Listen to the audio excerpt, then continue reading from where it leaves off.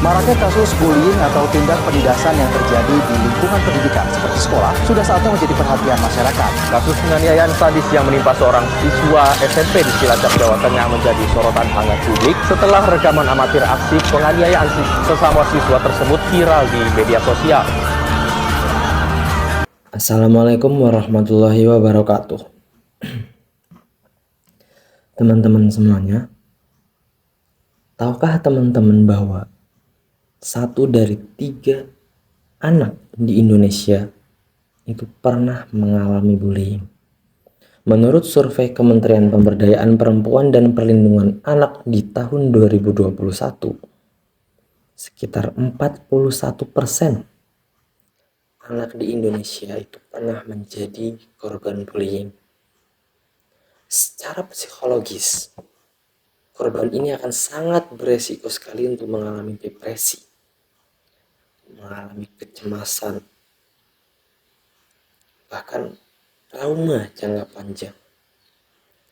Bahkan WHO itu mencatat di sini bahwa korban bullying itu memiliki kecenderungan 2,6 kali lebih tinggi untuk melakukan percobaan bunuh diri.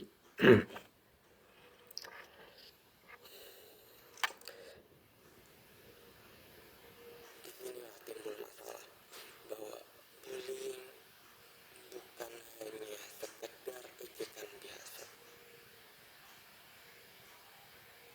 Ia bisa berupa dengan juga kekerasan fisik, juga verbal, pengucilan sosial, dan mungkin di zaman yang modern ini ya cyberbullying yang ada di media sosial. Namun sayangnya banyak para korban memilih untuk diam. Mengapa? Yang terjadi di lapangan itu karena mereka takut akan dibalas oleh pelaku. Kemudian merasa malu atau merasa rendah diri karena khawatir tidak dapat dipercaya. Dan lingkungan juga seringkali kurang mendukung untuk mereka para korban di sini. Inilah yang menciptakan kemudian budaya diam dari para korban, di mana korban merasa percuma untuk melapor. Ini menimbulkan dampak yang cukup serius, teman-teman. Korban bisa saja kehilangan rasa percaya diri. Kemudian prestasi akademiknya mungkin cenderung menurun. Kemudian sulit untuk bersosialisasi. Bahkan beberapa banyak sekali mengalami gangguan mental. Kalau berbicara soal hukum, sebenarnya bullying ini pelakunya dapat dijerat dengan beberapa pasal di negara kita, yaitu pasal 351 KUHP untuk penganiayaan fisik, kemudian pasal 310 sampai 311 KUHP untuk penghinaan atau pencemaran nama baik, pasal 27 ayat 3 Undang-Undang ITE untuk cyberbullying di media sosial, dan jika korbannya adalah anak, berlaku Undang-Undang Nomor 35 Tahun 2014 tentang Perlindungan Anak yang menegaskan bahwa setiap anak berhak untuk terbebas dari kekerasan dengan ancaman pidana yang lebih berat bagi para pelakunya. Lalu, apa yang bisa kita lakukan?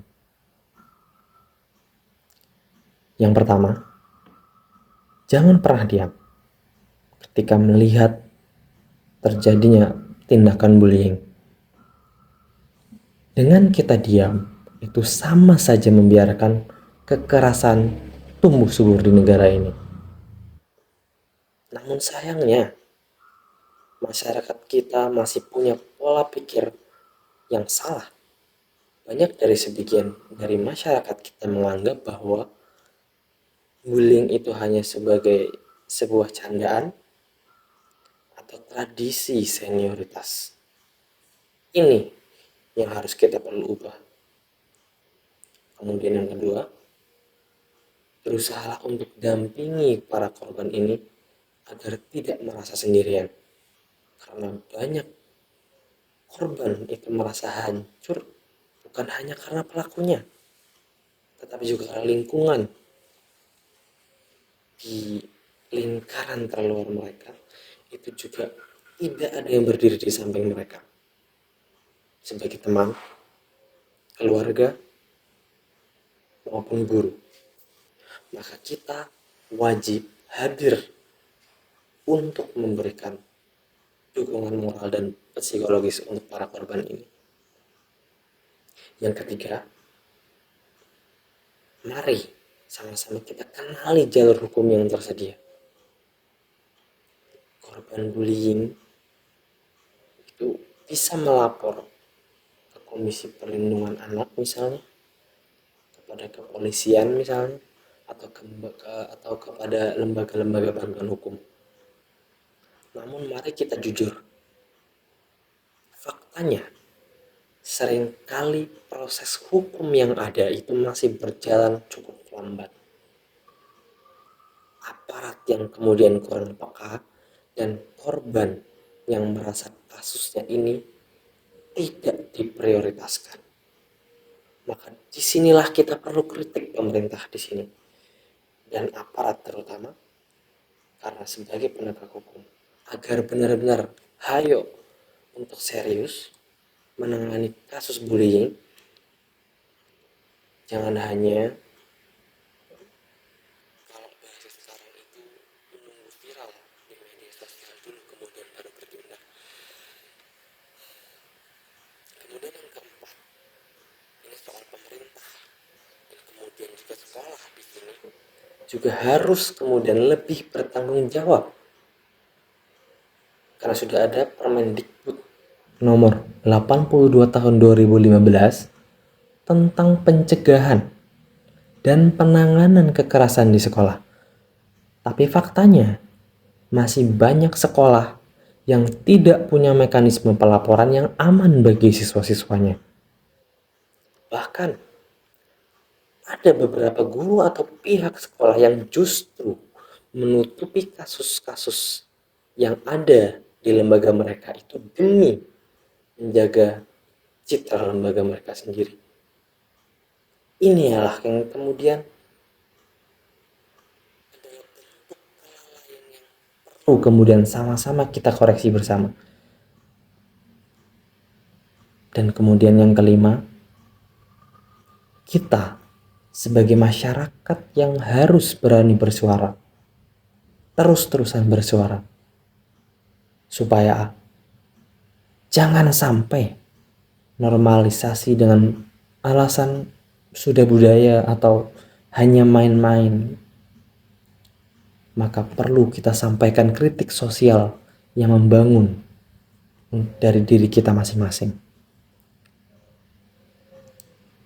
Tanamkan bahwa setiap tindakan bullying itu adalah pelanggaran terhadap martabat manusia yang bisa merusak generasi muda bangsa.